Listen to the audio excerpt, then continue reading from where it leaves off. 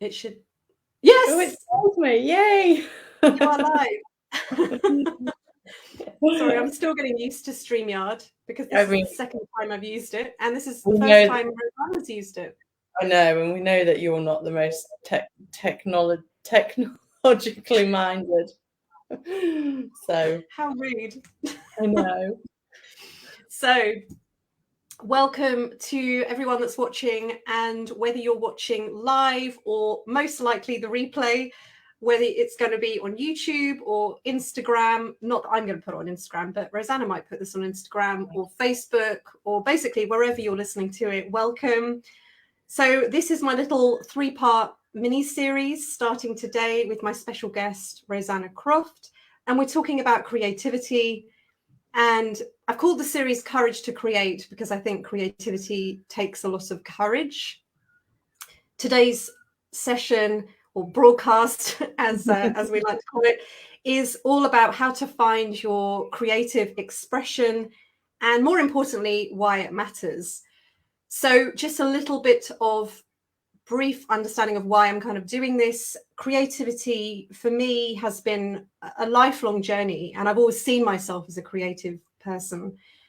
However, it's only really been in the last few years, particularly I would say the last 2 years, that I realized how much I was holding myself back creatively. So I thought I was a creative person, but I was very much holding myself back. So I also think there's people out there who would probably resonate with me, but also who just don't identify with being creative at all. So I think we've got people that either struggle to put themselves out in the world and know, like myself, that they've got something that they are passionate about and have always known that. And then there's people that just don't identify with it at all. So for those of you who don't know me, I'm a voice coach, but I'm also a Jungian life coach. So I use the work of Swiss psychologist Carl Jung in my coaching. And from Jung's perspective, we're all creative. And this is sometimes a bit of a shock to people. They're like, I'm not creative. We're all creative. And he actually coined the term collective unconscious, which is this part of our mind that's far beyond our personal experiences, far beyond our stories, our programs, our limited beliefs, all of that stuff that we hear in the kind of self-help world. It's so far beyond that. It's this deepest part of ourself. It's the universal mind. It's the creative mind. It's really the home of the higher self, the true self, the creative self. And it's unconscious, as the name suggests, to most of us until we can actually learn to access it. And what a lot of people end up doing is they stay stuck in what we call the personal unconscious or the subconscious, which is our personal experiences and what we've repressed and what we've pushed away. So this is really connecting us to something so much deeper and bigger within ourselves. And this isn't about the collective unconscious. I could do a whole video on that, but maybe it's just maybe we should. But this is just to really understand that we all have access to this. This is part of our mind that we can all access, meaning we're all creative. I don't care who you are, you're creative. So before we get into it, so Rosanna Croft is special guest today, and she's a good friend of mine. I'm going to let her introduce herself, but just to say that when we initially met, she was, well, she's still doing this, but she's expanded a lot more since I've met her, not in terms of her waistline. No, that's actually shrunk.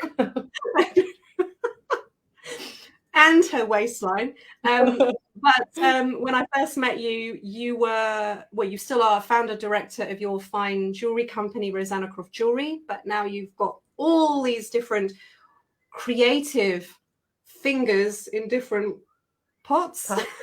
Pies. Okay, just speak, because I clearly can't function at the moment. I'll take over. Unfortunately, I can't actually bake pies. That would be a really delicious creative outlet, but no. But you made muffins the other day, but did they taste any good? Oh, they're terrible. They're absolutely awful. They served a purpose. Hello, so yeah, I'm Rosanna Croft. I am the founder and director of fine jewellery company Rosanna Croft Jewellery, and have been for 7 years. So, but currently, well, had a bit of an awakening and a life change over the last few years, and this has led me into what I also do now. So I'm also a spiritual life coach, and I am an author, and I also have a podcast called Design Your Legacy. Would you like any more information on me? I thought you were going to talk about all these other things. It was fine. I mean, I can share more if you like, but it's up to you. Do you have anything else to share? All your fingers, like you're a speaker, you're an author, you're going to be grabbing a language. Oh yes, I do. I do so much. So interestingly, I read a quote this morning by Oscar Wilde, who kind of said, "I don't know who I am today." Do you limit yourself by giving yourself all these labels, which was really interesting and very well timed for today. So yes, I also am a speaker and author. So yeah, I do lots of things, and it's all based around helping people live their absolute best lives, because we can create our lives, because we're all creative. Yes, because we all have access to this creative mind, which yes, perhaps I'll do a video on the collective unconscious. But anyway, it's a big juicy topic. But one of the quotes I really love from Einstein is, "A true sign of intelligence is not knowledge but imagination, and creativity is the use of imagination." So coming from Einstein, you know, we've got to listen to this man. I mean, he knew some stuff. So we're all creative, as I said. We all have access to creativity. And if you think about it, as children are the most creative beings. I mean, you just spend time around young children, or even if you can remember back to your own childhood, everything's make-believe, you know, imaginary friends. I mean, I spend a lot of time with my nieces. And recently it was like we were playing in this imaginary pirate ship. I didn't know where I was in this pirate ship, and apparently I was standing on a pirate, but I didn't even know the pirate was there. Yeah. But in her mind, it's like, yeah, but the pirate ship's there, and then the ladder's there, and it was really clear to her. I couldn't actually, obviously it wasn't in her head, but they really believe that what they're seeing is there, and it's incredible, and we all have access to that. But at some point in our childhood, this starts to get beaten out of us, or all of us to some extent. If we have identified, maybe as a child like I did, I was always a singer. I used to dance, believe it or not. I know that you saw me doing the flamenco. I can tell you, Anuska is not a dancer. I did used to have dance lessons, but anyway, I've always identified with these kinds of creative pursuits, but singing being the main one, but I did do a bit of dancing. But there's people that then don't identify with being creative. And what tends to happen then is that creative part of ourselves goes into what we call the shadow, into the unconscious.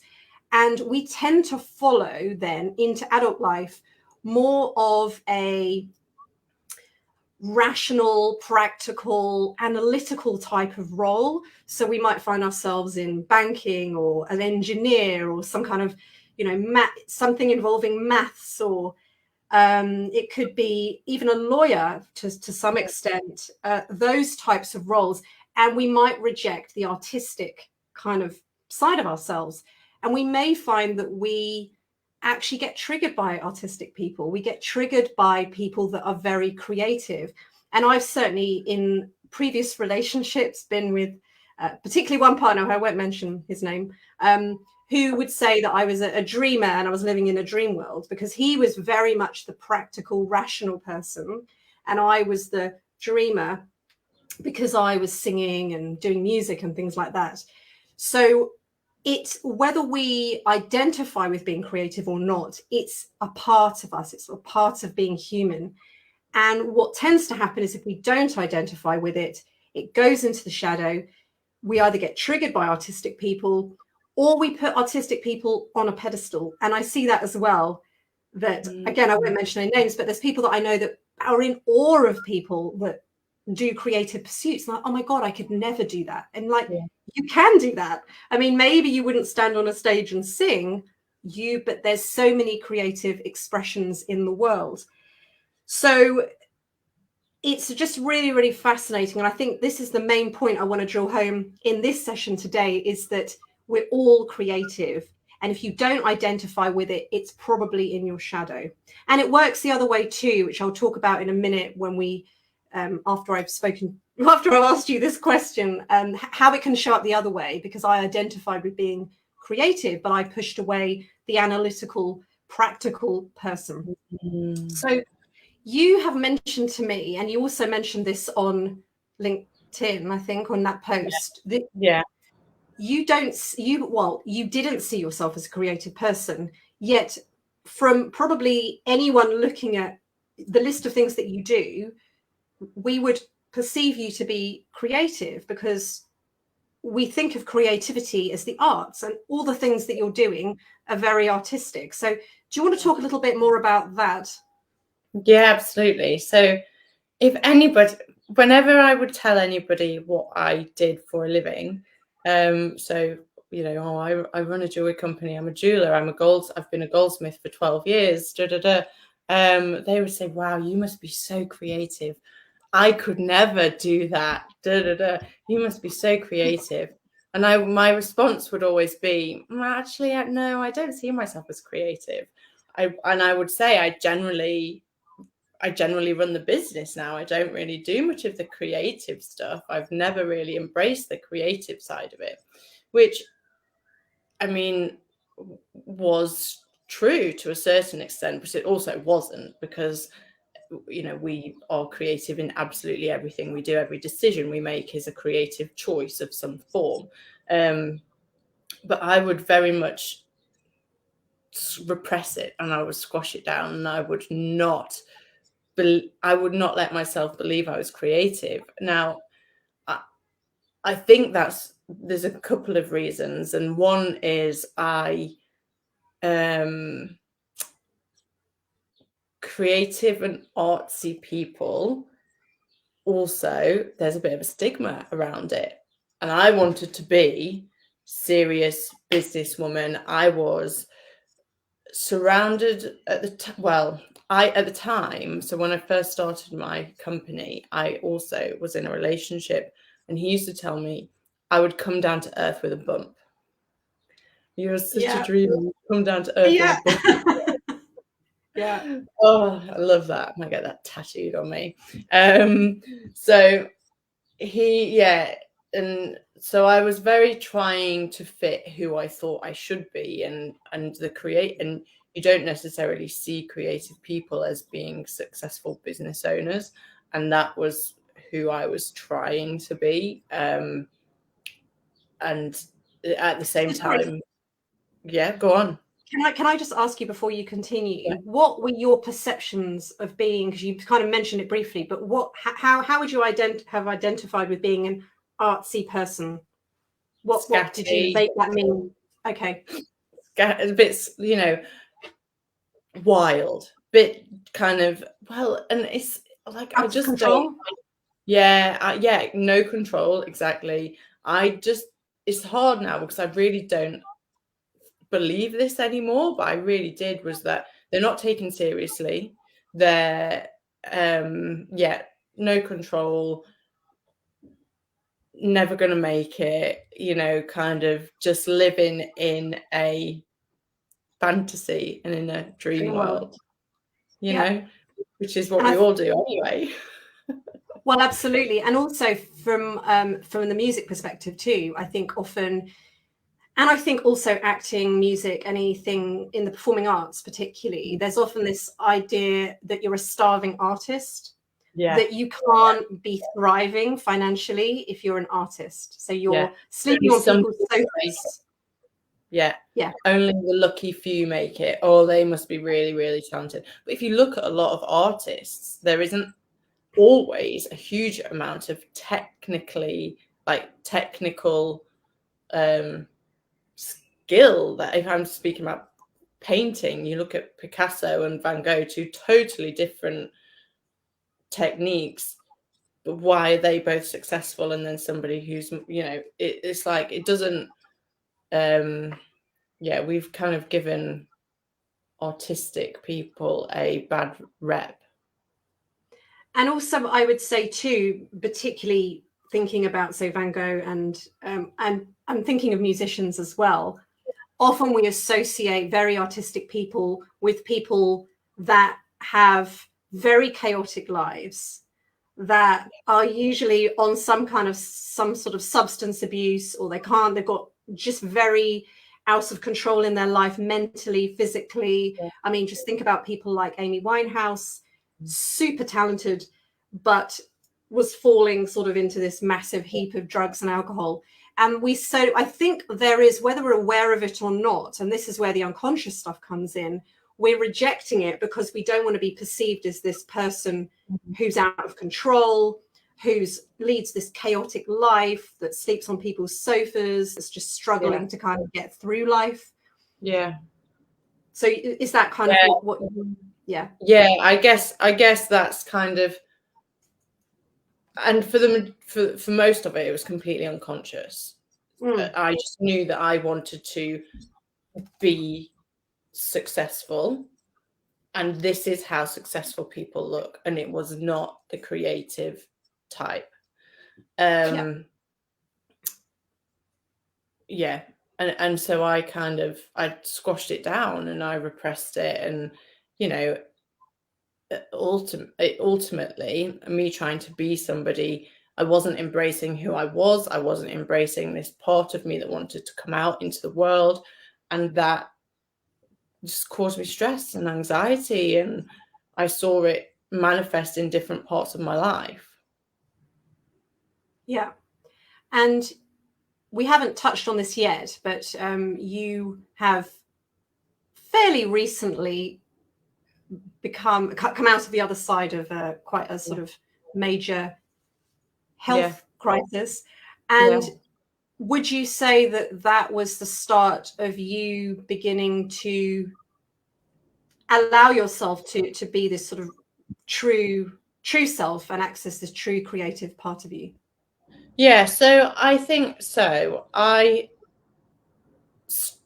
started my dark night of the soul, and I'm embracing it as for what it was, probably 2 or 3 years ago, with health issues. And they started kind of sporadic little things that actually all link up. And then last year, just after I met you, I was diagnosed with cancer. And going through this, I had 2 options. One would be to sit and look at myself, go inwards, go really, really deep into myself, connect to myself, connect to a higher power, something else that I knew would help me turn my life around. Or I could completely ignore it, blah, blah, blah, keep pushing it away and not looking at it. And that would then have been disaster. But I chose to connect to myself. And so from that, I am going really deep into myself. Slowly, I have begun to connect more with this creative side of me and embrace actually who I really want to be, who I really am. And that woman is actually very, very closely connected to the girl I was when I was 5 or 6 years old, and what I used to do as a child. I was so creative. I was always painting and making. I used to make handbags out of old jeans, and I used to write songs. I used to write stories. If you need me to write you a song, I will. I think I'm fine for the moment. Thanks. Okay. I used to paint. If not, I might make you some jewellery. Okay. I used to make jewellery out of crisp packets. I can make you some crisp packet jewellery if you like. No, that time's gone. No. Well, but I used to make jewelry. I used to collect beads and make jewelry. I was really, really creative, and and now kind of where I'm going. No, I don't. I do paint and I do write but now kind of coming out of the other end of this really, really, really dark place that started with anxiety and depression, manifested into cancer, and I've chosen that as a second chance to be my most creative self, and in A, creating my reality, but B, also actually connecting to this artistic and typically creative side of myself. And I think this is an important point, because from the Jungian perspective, we are everything. We are the rational, the practical, the logical side, but we're also the creative, the intuitive, the feeling, the sensing side. And when you combine both parts of yourself, that's when you individuate, and that's when you can really flourish in the world. And what we tend to do when we're not conscious is we favor one side or the other. So we either go down the logical path, or we go down the creative, artistic, airy-fairy path. And for me, I went down the creative, artistic, airy-fairy path for a while. It's the technical term, airy-fairy. Airy-fairy, that's a stigma. And I really rejected that other part of me. And to the point, I remember at school, I hated science and maths. I would have said, I'm not scientific. I hate maths. I was terrible at it. And I say I was terrible at it because I didn't really try very hard, but I didn't enjoy it. And what's really interesting for me, since I've done more of this deeper psychology, is that actually what I do now is both sides of the fence, because music and voice is very creative, but there's also a lot of science to it. Everything I do when I help people with their voice and with myself, I've got to understand the biology and the physiology of the voice. That's all science. And acoustics is science. But also, interestingly, with music and maths are very closely related. And again, I used to reject music theory because I'm like, oh, I can't, it's too mathematical. But then when I realized, okay, I actually want to take my music more seriously. I actually want to be able to write songs and play the piano. I need to understand music. When I started to embrace this more logical side of myself, I actually quite enjoy maths and science now. But ask me as a, probably in my teens, maybe my sort of adolescence, I would have said, no, hate it, don't want anything to do with it. I'm a creative person. Yeah, well, I just said I hated school in general. It wasn't just specifically maths. It was mainly maths and science. But now I love science, neuroscience, psychology. You got me. I'm there. It's like how I spend the majority of my time now. I know. My life is a science experiment. Yeah, I know. So, go on, sorry. No, it's all right. I forgot what I was going to say. Okay. So in terms of your direction now, and I don't know how much you want to share of this, but you made some so do you want to talk about the evolution of your jewelry business? Yeah, that is actually what I was going to say. So in my jewelry business, I know, well, we're connected, so we're both Pisces. And we're both Pisces. Classic dreamers. Classic airy fairy. So my jewelry business,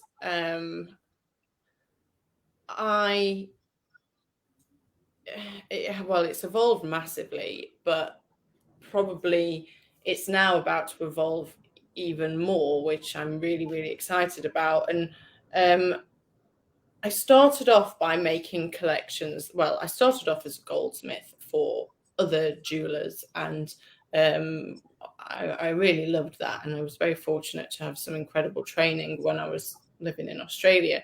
But when I moved back to the UK, I opened a shop, and I opened a shop knowing that I wanted to sell jewellery and make jewellery, and I kind of did it all at the same time. So I was 24 and really naive when I thought, you know, what can go wrong? But anyway, I started out by making these silver collections that I would sell through the windows, but then I then progressed into bespoke design, which is what I wanted to do. I wanted to sit down with clients and create them a piece of jewelry that they would absolutely love. This is another part of what I did in Australia. I basically wanted to recreate that job for myself. So, and I did this, and it was, and I loved it. But with bespoke design, yes, it takes my technical knowledge as a goldsmith and a jeweler, and it takes my understanding of how jewelry works. It's like a bit like engineering, putting all the little pieces together and advising on which gemstones will work and which won't. And you know, there was a lot of that, but most of the time people would come to me with, oh, this is what I want. And so I would then adapt this design a little bit to make it work technically, and there actually isn't much of my creative input that goes into it. So I think this is another reason why I would tell people I wasn't creative, because actually I was more of an engineer and a project manager than a jewelry designer or creative. So in fact, when I met you, obviously you were writing songs, and I was quite in awe that, because it was, you started writing them as we met, and you then, you know, a couple of months later you just release them. you started releasing music, and I was like, oh my god, she's making this look easy, she's putting me to shame, the typical me that, you know, is like, go, come on, what are you going to achieve? yeah. I then started, it did get me thinking, well, I'd always had in the back of my mind collections that I wanted to design and create, but I'd never seen myself as that person, and I'd never thought that I could do it. So actually what I have done is, in the last year, I've had to accept that I want to do this. I think being aware that I want to create these certain collections is huge. And I'd started a year ago designing cocktail rings and getting a bit more fancy with what I wanted to do. I just absolutely love big gemstones and creating big jewelry and with meaning. So every piece of jewelry that I create has a story, and it can be, well, the story is as much as a part of the jewelry as the piece of jewelry. So and when I work with clients as well, this is what I work out with them, is what their story is for their jewelry. So which is really enjoyable and very healing and cathartic for everybody. And that's what they say being creative is it can heal, can't it? Being, you know, so then I've designed these, you know, started dabbling in these cocktail rings and stuff. And then when I was really poorly, I couldn't work properly. I was still doing bespoke design, and I had some incredible clients kind of keep me and the business going over the last year. And I really did, when I had surgery, I really did have to stop. And that again is not me. I didn't stop ever. And having to stop was probably more painful than going through chemo. But giving myself, and then so I stopped, and then I really struggled to get going again. And that, I know why that is now, and that's because I didn't want to get going in what I was doing before. Because I realized that whilst I built an incredible business, it's not my highest, it's not my, I'm not living my full creative expression. I'm not living my truth. And so I I really struggled to get started, gave myself time to stop and again connect inward and keep connecting. And I have now, just through me allowing, it has kind of transformed into exactly what I think I always wanted it to be. And I've designed a new collection which is around connection to something higher and to ourselves. And I've effectively, like, I'm like pouring my healing into it. And that is a massive, and it's just huge, and it feels so light. And so that's kind of, I started off very blind and very, I want to be successful, and now I'm just living my creative expression, and there's so much joy in that. And I think there's a couple of important points there. I mean, I think one, that when we are living our highest truth, we are going to, I think we think that if we follow that, we won't make the money, or, you know, we can't be successful. But I think it's the opposite. I think when we're really connected to what we're doing, we're more likely to actually just attract clients or audience or whatever. I remember Ed Sheeran on an interview years ago, when he was talking about his break into, obviously now he's super, super successful. Who's this? Ed Sheeran. No idea who he is. Yeah. Anyway, just a small singer from Suffolk, where I'm from. Oh, I know, not the same village, but, you know, same county. Anyway, I always remember him saying this because it really struck a chord for me. He said, when I first started songwriting, I was writing what I thought people wanted to hear, and I didn't really have any traction. And then because he wasn't getting anywhere, he thought, sod it, I'm just going to actually start writing what I like. And his career changed, not overnight, but it changed drastically. And I think that's the truth. That's the truth for all of us. When we're not living in our authentic self, we may have some success because we can pound the pavements to a point, but we're not going to feel fulfilled. And this actually brings me on to one of the points I wanted to make, which was the unexpressed soul, which was actually a quote I think I put somewhere. But anyway, the unexpressed soul is going to feel very unfulfilled. It's that kind of quiet desperation. And we can, quote unquote, have everything we think that we want. We can have the marriage, the children, the house with a white picket fence, the money in the bank. But there's this deep part of ourselves that we try and push away, that we're not actually fulfilled. And then we feel guilty because we think, well, I've got all this stuff, so I should be happy. But the soul always wants to be expressed because that's really who we are in our core. And so I think it's really interesting. And what I think often happens for me as well, it took losing my parents to write music. I think we often have to go through a dark night of the soul to find our soul. To have the courage to listen to it. To have the courage to listen to it. I think there's always a niggle, isn't there? There's always, you just know. And I do think that the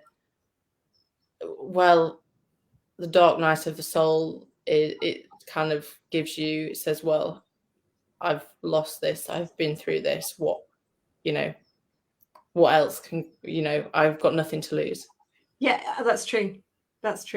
And for you, I mean, you faced death head on.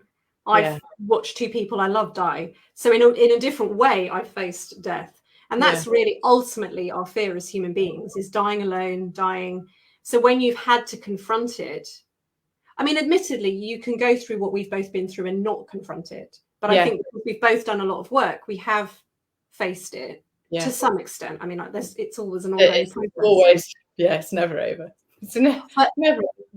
It definitely takes away the edge of that fear of creativity, because for me now it's like, I just want to get my music out there. And I say I don't care what people think. I mean, obviously I do care to some extent, but I know that what I'm producing is from my heart, and it may not resonate with everyone, and that's okay.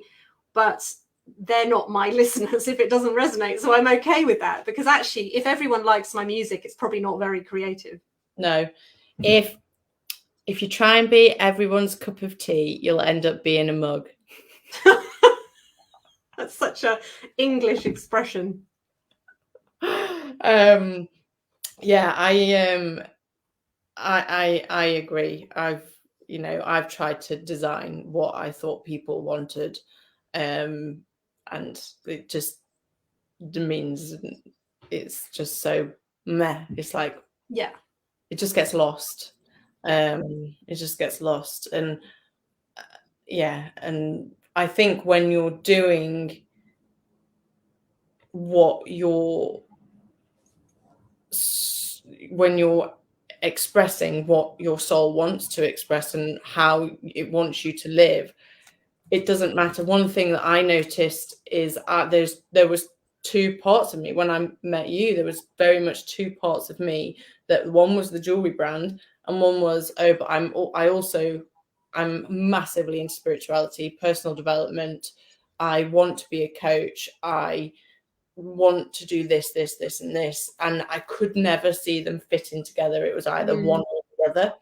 And now, actually, because I'm being true to myself and true to my creativity and true to actually what my soul wants to do at the moment in this world, I'm now able to bring both together, and that is like a dream come true. The dreamer got her dream. It's just, you will be amazed when you start following actually and start experimenting with your creativity and what you actually want, what you actually think will fulfill you in this life. You'll be amazed at how things just start to happen and fall into place, and it's just, I can't explain how just right it feels. So this brings me on to perhaps the last sort of segment of this, in terms of how we know where our creative expression kind of lies. And for me personally, I think I told you this, when I first recorded my very first song, I felt so emotional because it felt so right. Yeah, I remember. I was like, I can't believe I haven't done this before. I literally could feel my heart opening, and it made me cry. And I didn't cry in the recording session, but I cried later, because I was like, I literally felt my heart open. And so for me, I think, when it's something that's calling on a deeper level, because there is a sense of fluidity, a sense of flow. There is a real joy, and it kind of almost like you don't even notice the time, and you're completely almost kind of lost in your own world. Not from an ego perspective, but a kind of, because when I write songs, they just come out of me. Well, it's flow state, isn't it? Yes. And they're coming from this unconscious part of me. So they've always been there. They've just been suppressed. Yeah. And that is, and I think it's, you wake up in the morning and you're excited for the day. Yeah. And even that is, for me, I used to wake up in the morning and it was like, I was doing what I thought I wanted to do, but I still felt horrendous. And I think just for me, one thing is waking up in the morning and actually having energy. I can feel a different energy in my body, in my life. It kind of doesn't matter the challenges that you're facing, because there are still challenges, but there's just a different energy that helps you get through, because like you say, you're lost in this world of flow and it just happens. And you said something interesting over message the other day, was that your ego was freaking out. You knew, and yesterday. that's and that's like, when you're on the right path, when your ego starts to chime in and say, you can't do this. Who do you can't think? do this. Are you sure? Yeah. Absolutely. Are you sure you don't want to go to this smaller venue? We don't Yeah. sell as many tickets. Yeah. So she's talking about, I went to look at a venue yesterday, and because I've done so much of this work, I'm very connected to myself now. And as soon as I saw the venue, my heart opened. And as soon as I was in the venue, my heart opened even more. And I was like, okay, this is the venue, but I've just got to work out how I can make it work, because, you know, they've had people like Sam Smith play there, and, you know, this is big artists have played there. Yeah. And I'm like, and then there's me. And this, my ego is going, yeah, but who do you think you are to play in a venue like that? You know, but anyway, but it's interesting. And so we know that we're on the right path when the ego starts to chime in and say, but you can't do that. You're not good enough to do that. And who do you think you are? That should be a title for one of your songs. Who do you think you are? Wasn't that a Spice Girls song? Yeah, but you could do it too. I could do a Spice Girls song.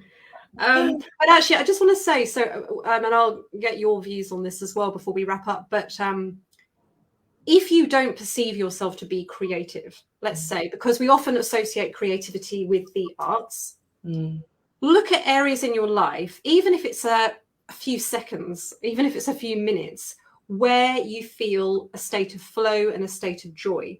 So maybe, for example, you are very house proud and you like making your house look nice, or maybe you love taking photos on your phone, but no, I'm not a photographer, but I like taking photos on my phone. Start to notice those areas which bring you joy, even if it's for a few minutes. And can you go towards that more? That would be my advice. What would your advice be to people that don't perceive themselves to be creative? My advice would be to be aware that you are creating in every second, and every decision that you make throughout your day, you are creating how that day is going to look for you. So it doesn't, and we say creative and we automatically think the arts. We do not think day-to-day life. So and a lot of people don't necessarily have a vision of how they would like their life to look or think. I would highly advise getting some quiet time with yourself and thinking about what you would like your life to look like. Now, you know, it may not end up looking like that, but that is your first step to getting creative in everyday life, and being aware that if you want to have an amazing day, you know the decisions that are going to make you have an amazing day. Like, if you know that exercise makes you feel good, you can choose to exercise or you can choose not to exercise. Choosing to exercise will lead you to having an amazing day. Choosing not to exercise is probably going to leave you feeling guilty and like, oh, I should have done that at 6 o'clock on is it Friday night, and then, you know, you end up numbing that pain and your cycle continues. So I think that's like your kind of basic is realize that every decision you make creates a certain outcome that creates the rest of your life. But also play. Have lots of play. We just work, and the more you play, the more you find what you actually want to do. Yeah, absolutely. And what will fulfill you. And if that's playing with kids, you know. Yeah. And I mean, I don't have like my younger brother's 14. I played Fortnite with him over Christmas. He's not very creative at all. Well, it actually creative. Otherwise, you're just dismissing this whole video. No, I didn't. What I meant was, I don't think he appreciated me playing with him. Okay. Yeah. I hid in a bush and he kept me alive. Yeah, like you said, kids are a great way of kind of connecting with that younger part of yourself. Absolutely. And actually, that's another point. Try and recall like what brought you joy as a child, because you'll probably find that it's the same stuff. For me, I sang ever since I could remember. So it was never, I wasn't like thrust into singing lessons. I just started singing.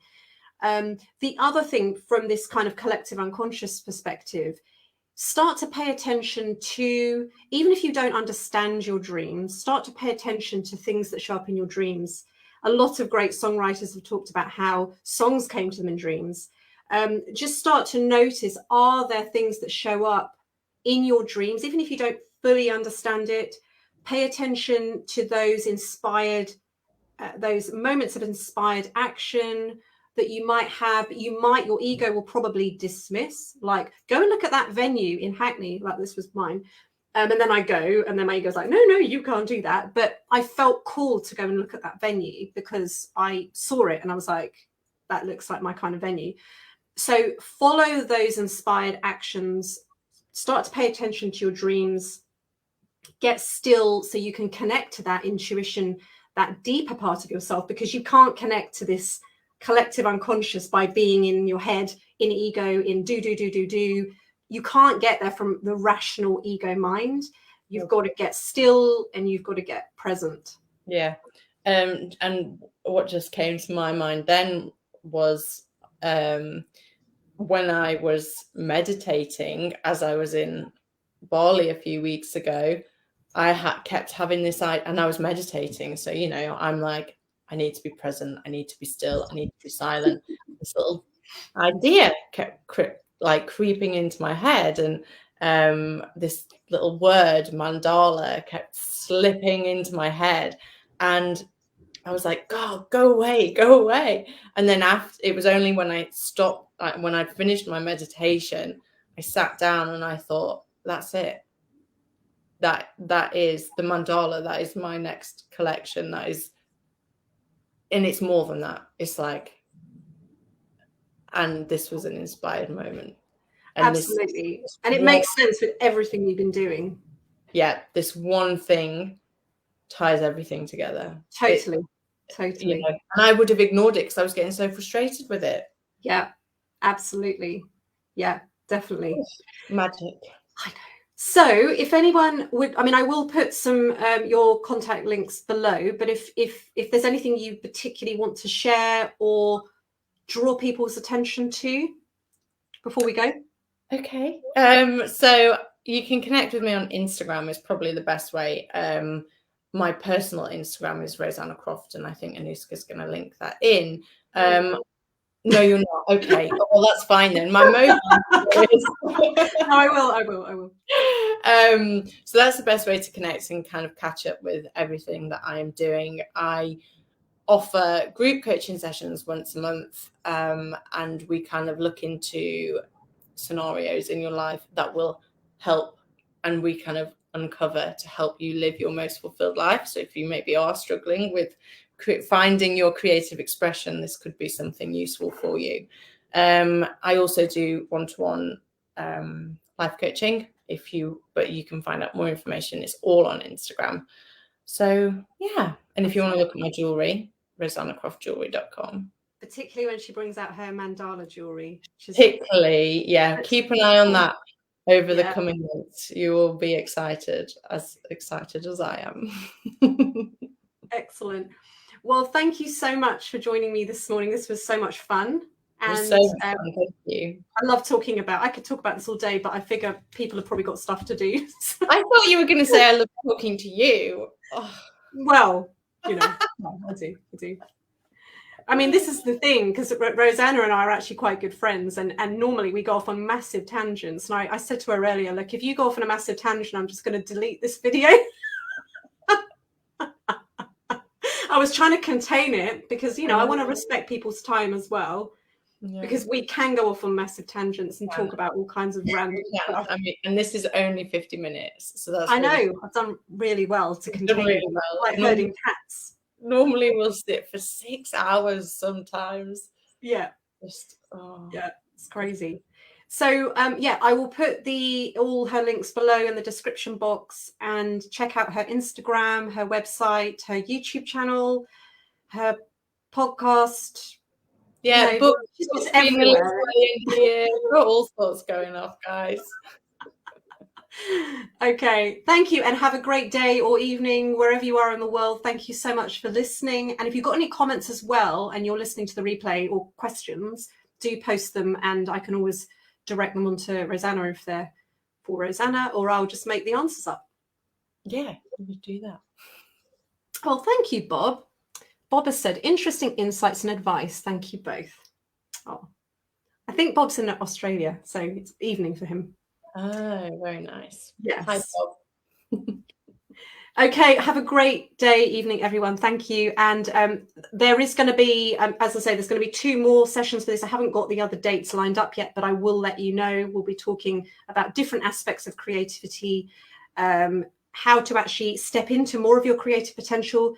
I'm going to be talking to an acting coach on that one, and also going to be talking about the hero's journey. Anyone that knows about Joseph Campbell's hero's journey, I'm going to be talking about that and how we can use that to help us create. So they are coming up in the next few weeks, but I haven't got the dates in yet.